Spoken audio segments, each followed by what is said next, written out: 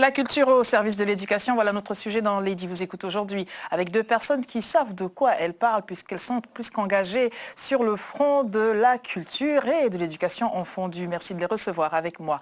Honneur aux dames. Chantal Épée, bonjour. Bonjour. Merci d'être venue enfin dans Lady vous écoute. Nous vous attendions, nous vous espérions depuis fort longtemps. Vous êtes animatrice culturelle, non pas animatrice culturelle, promotrice culturelle plus exactement. J'avais tout changé et interverti avec vous. Ebalé, bonjour. Bonjour Lady. Qui est donc animateur culturel. Vous êtes artiste, bien évidemment. Je ne voudrais rien diminuer à votre aura. Merci d'avoir accepté notre invitation. Nous allons donc parler de ce que vous faites respectivement, mais surtout en fond d'écran, revenir sur comment est-ce que la culture peut apporter ce qu'elle peut, sa lumière à l'éducation et puis à ce que les femmes dans cette démarche-là peuvent apporter elles aussi. D'autant, Chantal, que vous avez à votre actif deux ouvrages qui sont sortis en même temps quand on dit que les femmes sont multitâches, n'est-ce pas? Éclat d'âme, prosétique, poétique, on va le voir à l'écran, il est affiché. Et Chantal, ALM, alors comment le prononce? Alma Africa. Alma Africa. De la poésie? Oui. De quoi? C'est quoi la source d'inspiration? La vie, beaucoup l'Afrique et probablement ce que j'appelle ma muntuité, c'est-à-dire le fait que j'envisage l'autre d'abord comme un humain. Et je veux que mes frères d'Afrique soient envisagés d'abord comme des humains. Alors, vos frères d'Afrique, est-ce que Dupont-Durand aurait le droit de lire ces ouvrages? Oh, largement, parce que tout le monde vient d'Afrique, donc tout va bien. Alors, c'est pour tout le monde? Oui, oui, mais Alma Africa a été mis à part aussi parce qu'il y a beaucoup qui ont besoin de relever la tête quand même. Alors, je disais tout à l'heure, Ebal, et j'aimerais bien vous entendre sur ce premier point. Pensez-vous que dans le rôle de la transmission, ça n'est pas encore l'instruction à l'école, mais l'éducation déjà, depuis la maison, les femmes aient quelques missions particulières que ce soit, plus que les hommes? Pas du tout. Quel est votre avis? Moi, je pense que en fait, la femme porte la vie, la femme donne la vie, donc forcément, je pense elle doit être au premier plan. Et donc, elle a effectivement donc cette capacité et d'ailleurs ce devoir-là de pouvoir apporter plus dans l'éducation de l'enfant. Monsieur, êtes-vous en train de nous dire qu'en tant qu'homme, vous vous soustrayez généreusement, consciencieusement à ces devoirs-là parce que vous n'êtes pas une femme? Ah non, du tout, loin de là. L'homme, effectivement, complète cette éducation. Il doit être présent, bien évidemment, mais la femme, comme on disait tout à l'heure un petit peu en coulisses avec Chantal, oui. C'est elle qui porte la vie. Donc, à partir de là, elle est beaucoup plus, comment dire ça, elle comprend, je pense, beaucoup plus l'enfant par ce rapport, ce lien-là plutôt maternel que l'homme qui, ma foi... Qui pendant 9 mois avait d'autres chats à fouetter. Pas tout à c'est pas ce que j'ai dit, mais voilà. J'essayais de vous embarrasser, je n'ai pas réussi. Mais effectivement, mais l'homme a toute sa place, bien évidemment. Les deux font bien le travail, je pense. La culture au service de l'éducation. Alors, cet intitulé vous parle-t-il, Chantal? Oui, ça me parle d'autant plus que je crois profondément, et c'est le but pour lequel j'ai fondé mon association, que la culture doit être dans les fondations même de l'être, parce que ça lui permet de se structurer, de se construire, d'avoir conscience de son environnement. Et si on coupe les gens de la culture pour donner juste une instruction un peu martiale, mais on ne se construit pas de manière apaisée. En tout cas, c'est mon point de vue. Alors, pensez-vous que ça et là, les mamans ont ce rapport solennel avec ce qu'elles transmettent, qui est la culture? Parce que finalement, sous d'autres cieux, la culture, c'est simplement la manière d'être, de vaquer à son quotidien, sans s'interroger de manière solennelle, encore une fois, par rapport à cela. Oui, je pense que ce ne sont pas que les mères, c'est les mères et les pères. C'est-à-dire que je vais parler un peu du Pays Bassa parce que je viens de lire le livre de Emily Boom où on voyait des femmes puissantes. Alors je vais juste préciser pour nos téléspectateurs, oui. Le Pays Bassa au Cameroun. Au Cameroun, oui. Au Cameroun, c'est l'une des entités fortes du Cameroun et c'est l'espace dans lequel il y a eu Ruben Unmiobe qui a été un résistant et qui est admirable. Et pourquoi je parle de ça, c'est parce que dans ce livre en particulier, on parlait des foyers culturels dans lesquels les femmes étaient fortes et elles transmettaient la force à leurs filles, mais ce n'était pas quelque chose d'anecdotique, c'était vraiment quelque chose d'enraciné. Et quand les enfants savent que la force est là, que le rapport au village c'est ceci, etc., ça donne une structure. Je ne veux pas dire que c'est un absolu, mais ça donne une structure. Et aussi bien l'homme et la femme peuvent transmettre ça à l'enfant en vivant. Et l'enfant pose des questions et on l'enracine, on le pose. Alors quand vient ce qui est allogène, parce qu'il est fondé, il ne se perd pas. Donc c'est fondamental. Alors qu'est-ce qui est allogène aujourd'hui puisqu'il n'y a plus de frontières? Est-ce que la culture, où que l'on soit, peut véritablement s'espérer unique? N'y a-t-il pas tous ces apports venus de tous les autres horizons qui font qu'aujourd'hui on partage pratiquement la même culture finalement? Vu le contexte, je dirais oui, c'est-à-dire qu'on est influencé par tout ce que qu'on rencontre par rapport à notre parcours, par rapport à l'environnement. Mais ce qui est important, je pense, à mon sens, c'est aussi l'éducation qu'on a de base. C'est-à-dire qu'avant d'aller à la rencontre de l'autre, il faut avoir soi-même déjà des bonnes bases pour ne pas se perdre. Donc oui, on s'inspire et on grandit avec tout ce qu'il y a dans notre environnement par rapport à notre rencontre, aux différentes rencontres. Mais ce qui est essentiel, c'est déjà ce que, je pense, à mon avis, ce qu'on a déjà de base. Vous avez donc à votre actif ces ouvrages, je le disais Chantal, mais d'autres actions aussi. Je vais parler de Cœur à Cœur acoustique, dont on voit le logo très éloquent lui-même d'ailleurs à l'écran. Est-ce que c'était déjà avec une intention d'apporter du culturel à l'éducation ou pas nécessairement? Oui, à l'éducation, autant des enfants que des adultes.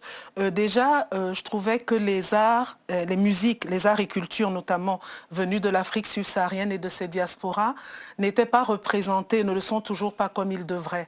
Nous avons des talents absolument fabuleux. Je n'en cite aucun pour n'en oublier aucun. Personne. Mais on a qui viennent de l'Afrique et des Afriques, des talents exceptionnels et nous-mêmes ne le savons pas. Il y a des vouloirs dire qui sont là et nous ne sommes pas au courant. Donc modestement, le Cœur à Cœur acoustique, né d'Afro-Diaspora, mon association, a voulu proposer un écrin pour que les artistes puissent s'exprimer, entrer en échange avec le public et donner de l'espace aux enfants pour venir se frotter à la culture. C'est pour ça que ça a lieu le dimanche après-midi.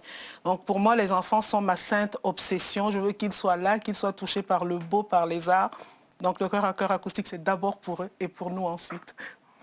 Vous, en tant que homme, pardonnez-moi si je reste dans ce clivage, ça n'est pas pour vous opposer l'un à l'autre, mais il y a une réalité sociale qui est là, qui veut que les hommes vont être présents sur d'autres fronts. Vous veniez d'expliquer tout à l'heure qu'ils peuvent, ils vont apporter leur part, mais dans la pratique, c'est tout autre pourtant.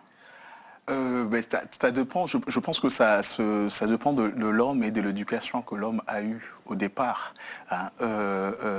Moi, personnellement, si je prends un petit peu mon cas, j'ai eu effectivement un papa qui était présent, qui avait effectivement d'autres préoccupations, mais il a pu apporter ce qu'il pouvait apporter à la maison. Donc je pense que quand on a soi-même reçu une bonne éducation, où on a des repères, on a des exemples, souvent on est tenté à faire la même chose, à aller dans cette direction-là. Mais ça n'exclut pas le fait qu'on peut aussi, sur le tas, apprendre et puis s'améliorer. Alors, qui est-ce qui apporte l'éducation? Parce que on sait bien qui est-ce qui est à la maison et qui est-ce qui n'y est pas le plus souvent, qui est-ce qui a vraiment le dernier mot. Est-ce que c'est anodin de poser la question en ces termes-là ou est-ce que cela a toute sa place d'après vous? Mais disons qu'aujourd'hui, on a de plus en plus de femmes qui sont engagées, qui portent des projets, qui sont aussi absentes à la maison. Donc moi je pense qu'il est... bah oui, je pense qu'il faut tout simplement trouver un équilibre au fait. Hein. Quand on est en couple, on trouve un équilibre. Celui qui a beaucoup plus pris par son travail, celui qui est plus pris par son travail, va peut-être être absent à la maison. Donc je pense qu'il est question de s'entendre et puis de voir qui est-ce qui peut apporter, jouer ce rôle-là en priorité. Je vous laisse le soin de répondre, de réagir à ce point-là. Mais aujourd'hui, les diasporas, toutes les diasporas, s'organisent, ont une démarche quelque part, une revendication identitaire quant à ce que propose l'éducation nationale. Lorsque nous proposons ce sujet, la culture au service de l'éducation, c'est toutes ces disciplines et tout ce qui est mis en place pour pouvoir, en quelque sorte, apporter ce supplément d'âme qui manquerait peut-être, sachant que, ma foi, on ne trouve pas forcément dans le système scolaire toutes les cultures du monde en termes d'apport et de propositions pour les élèves. Je trouve que c'est une revendication qui trouve tout son sens. Maintenant, à l'échelle de la France, par exemple, on ne peut probablement pas demander au système de l'éducation nationale d'aller creuser dans toutes les Afriques pour trouver. Peut-être qu'ils n'ont pas envie de faire ça. Et dans toutes les autres cultures. Non, moi, je suis sur l'Afrique pour l'instant. Après la dynastie Ming, c'est autre chose. C'est passionnant, mais là, je suis un peu obsédée ou obsessionnelle. Mais ce que je veux dire, c'est qu'il nous appartient aussi de faire en sorte que les enfants soient au contact des richesses, des grandeurs et des servitudes, de ce que nous portons. Mais pour quelle raison les enfants n'auraient pour héros que des gens qui ne leur ressemblent pas?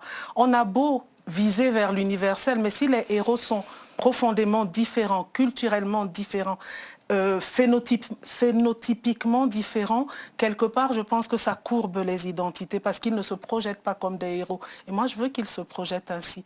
Donc, les diasporas ont aussi pour mission, quelque part, de proposer autre chose, de leur dire que Soundiata Keïta existe, de leur dire que, voilà.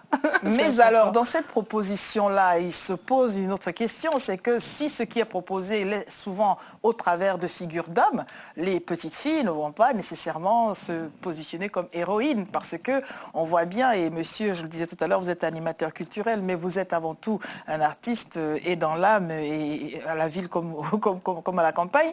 Est-ce que vraiment la place, le rôle que tiennent les femmes aujourd'hui dans ce qui est considéré comme étant de l'art, est-ce que c'est toujours heureux comme posture? Je pense que oui. Je pense que oui. Je vais au fait, parce que vous parlez d'aujourd'hui, mais même avant, les femmes tenaient ce rôle. Moi qui vous parle, alors je reviens un peu plus sur moi parce que j'ai des exemples un peu concrets. C'est-à-dire que j'ai été, moi, souvent, je suivais ma mère partout. Vous me le chuchotez depuis tout à l'heure, c'est l'ambiance intimiste, allons-y franchement. Et également ma grand-mère, c'est-à-dire que ma grand-mère habitait au village. Quand elle arrivait à la capitale, moi je fouillais mes parents et j'étais tout le temps chez la grand-mère. Chez la grand-mère. Donc j'ai aussi, pour moi c'est des gens qui ont compté dans ma vie aussi. Oui, donc je pense que oui, la femme, avant comme aujourd'hui, demain, a toute sa place et peut effectivement faire figure de certain héroïsme et d'emblème pour l'éveil culturel éventuellement de l'enfant. Quand une femme prend la plume, comme vous, Chantal, est-ce que vous pensez que le lectorat, on va parler surtout des enfants par exemple, vont pouvoir y voir une prise de pouvoir quelque part, ou est-ce qu'ils ne vont pas nécessairement nuancer entre ce qu'apporte une femme par l'écriture de ce qu'apporte un homme par l'écriture? J'avoue ne m'être pas réellement posé la question parce que je n'ai pas le sentiment d'écrire pour prendre un pouvoir. Vous l'avez, vous le gardez de toute façon, c'est probable, mais je ne me suis même pas posé la question. Je trouve que c'est un privilège de pouvoir transmettre quelque chose, de pouvoir partager des choses. Et même quand je regarde un enfant de 2 ans, je me demande toujours ce qu'il peut m'apprendre. J'ai cette posture-là de me dire qu'est-ce qu'il va m'apporter. Et là, je livre juste des éclats de mon âme, des choses qui j'essaye de partager quelque chose de mon émotion, de mon regard sur le monde, en espérant, notamment avec Alma Africa, que les enfants relèveront la tête, parce que c'est ça le cœur de mon combat. Alors, est-ce que ça leur donnera une envie pour les filles peut-être de prendre la parole aussi? Si ça fait ça, ce serait formidable. Mais si ça donne à des garçons aussi, je suis pour. Nous allons regarder en images, si vous le voulez bien, et voilà ce que vous nous proposez. Je vous laisse commenter cela. À tout de suite, on regarde.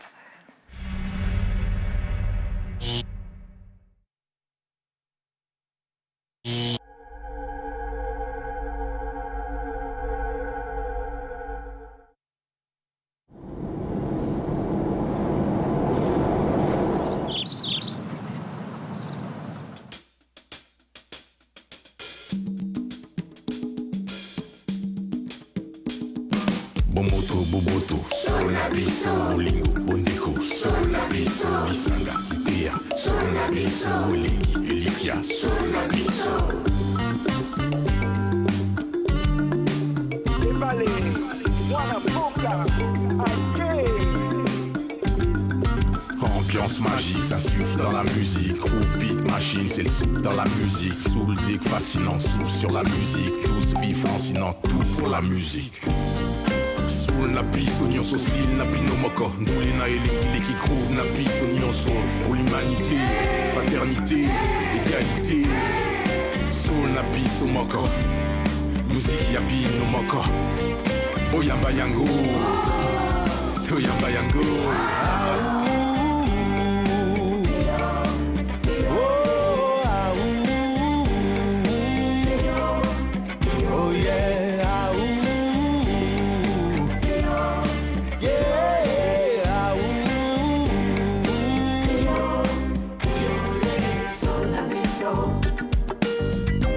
Malinga bana ya mboka euti kuna na Congo Brazzaville. Malinga bana ya wanya oyo bateka ke kolote. Malinga bana ya Congo bona mokili mobimba. Oh yeah, na na na na na na. Ah, oh ah, oh yeah, ah, oh ah, Kiole.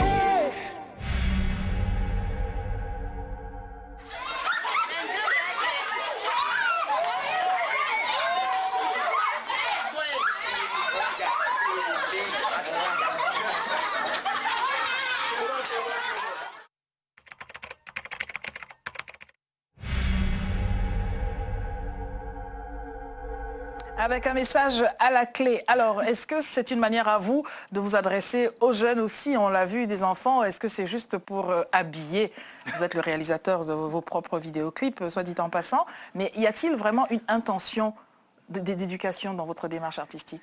Mais je pense que le clip en lui-même le montre. Sol na biso, c'est ma musique, c'est l'hymne. Cette chanson, c'est l'hymne de ma musique.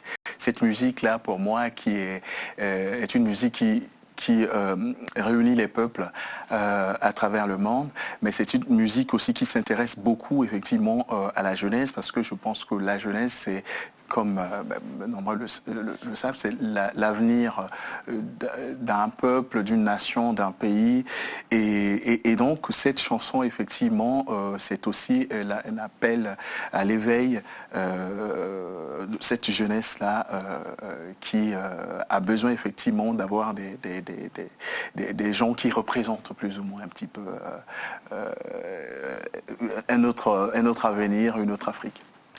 Je parlais tout à l'heure de la place des femmes dans tout ce qui est culturel. Souvent, elles sont accessoirisées, elles servent dans un spectacle, on va avoir des femmes parfois, mais pas toujours pour les mêmes raisons que les hommes figurent. Est-ce qu'aujourd'hui, il y a une volonté des promoteurs culturels comme vous de pouvoir accompagner une dynamique pour repositionner les choses? Si elles sont accessoirisées, déjà pour revenir à la première partie de votre argumentation, c'est que le monde les accessoirise déjà, ce n'est pas propre à la culture. Mais n'acceptent-elles pas cela volontiers par ailleurs? Elles acceptent cela volontiers, peut-être pas toutes. Maintenant, si on parle de celles qui sont placées comme des pots de fleurs quelque part, ça c'est autre chose.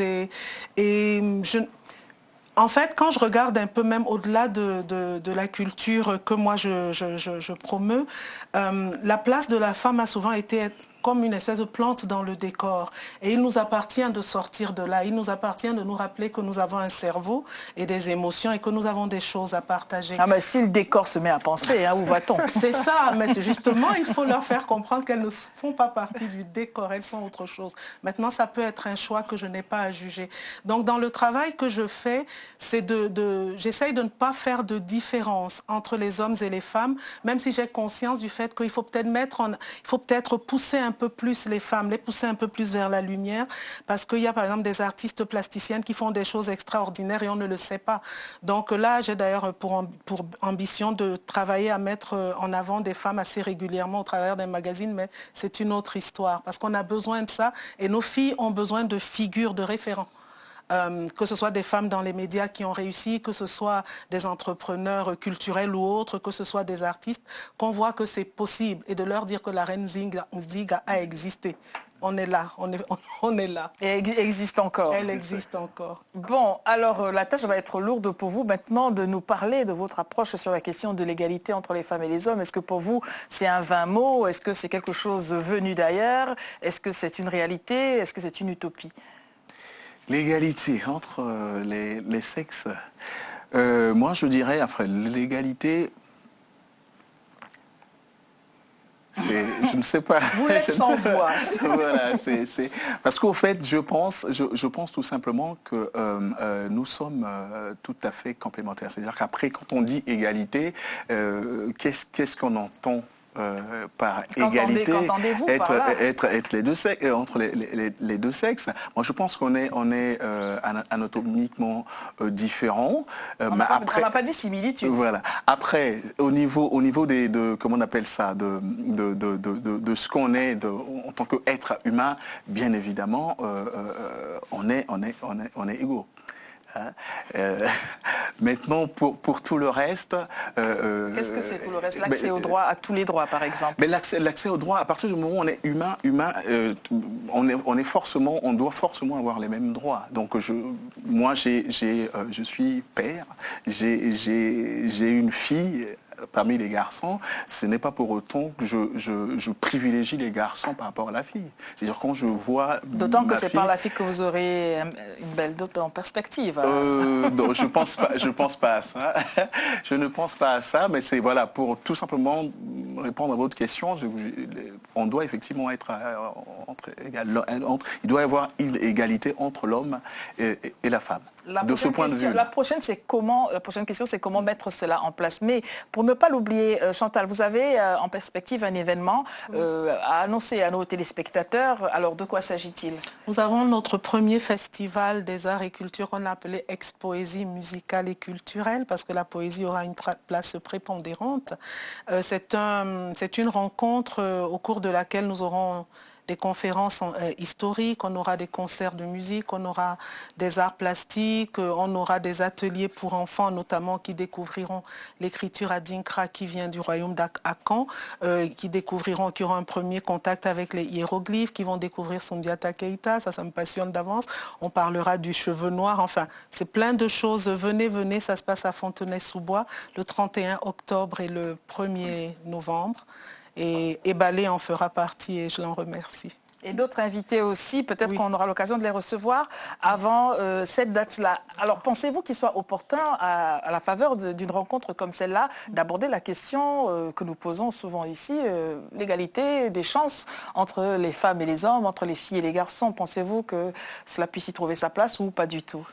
Ça y trouve sa place, mais de manière, je dirais, par détour. C'est-à-dire, ce n'est pas une mise en confrontation, mais il y a Sylvia Serbin, par exemple, qui va nous présenter les femmes résistantes d'Afrique et des diasporas. Et là, on va réaliser que les femmes sont des combattantes comme les autres. Donc, quelque part, les chaînes mentales dans un homme fait par les hommes et pour les hommes peuvent tomber. Et Emily Boom va parler des figures des femmes résistantes en Pays-Bassa justement pendant la guerre de l'indépendance, etc. Donc ça aussi, ça permet de relever la tête. Ça permet de prendre conscience du fait que le monde ne s'est pas fait uniquement par la moitié de ce qu'il contenait, mais que les femmes ont toujours été là. Et il y a une phrase, pardon de dire ça, mais que je n'aime pas quand on dit derrière un homme important, il y a une femme importante. Si non, c'est à côté. C'est à côté. C'est vraiment à côté. C'est pas un tout petit peu devant, non? À côté. Mais parfois, la foulée est peut-être un peu plus ample et puis l'autre la rattrape, mais à côté. Alors, c'est devant ou c'est à côté, monsieur? Mais tout dépend si c'est l'homme qui, effectivement, incarne voilà, une vision, à côté, je dirais. Maintenant, si c'est la femme, c'est l'homme aussi peut être à côté. Mais c'est toujours à côté, Oui. de toute façon. Vous avez entendu un proverbe qui dit quelque part en Afrique que la barbe dit le jour ce que lui a susurré le pagne la nuit? Non, je n'ai pas entendu, mais maintenant que vous l'entendez, cela évoque-t-il quelque chose de concret à votre réalité d'homme, à vous? Oui, je pense que oui. Tout à fait. Mais le pagne peut dire aussi ce que lui a susurré la barbe dans la nuit. Mais on sait bien que les barbes ne parlent pas. Il y a des barbes qui disent des choses intéressantes. Alors, un message à nos téléspectateurs, qu'auriez-vous envie de faire passer pour finir sur cette thématique de culture au service de l'éducation et puis en fondu de la question des femmes et des hommes? Mais le gros message, c'est tout simplement... comment on appelle ça, l'événement donc du 31 et du 1er, où on a des intervenants qui vont nous apporter, enfin il y aura des ateliers, et donc la culture en action, donc on invite tout le monde à venir ce jour-là. Alors, je vous laisse le soin de rappeler l'adresse pour finir, Chantal. Oui, c'est 22 avenue Pierre-Grange, c'est dans la zone industrielle de la Pointe à Fontenay-sous-Bois, juste à côté du RER Val de Fontenay. C'est très accessible et on réinvente des espaces pour prendre possession des lieux par la culture. Venez nombreux, madame, monsieur. Notre adresse internet, lady, vous écoute @telesud.com. Vous avez un avis peut-être différent de celui de nos invités du jour. Merci de nous le faire partager. En vous remerciant tous les deux d'avoir accepté. À demain. Merci.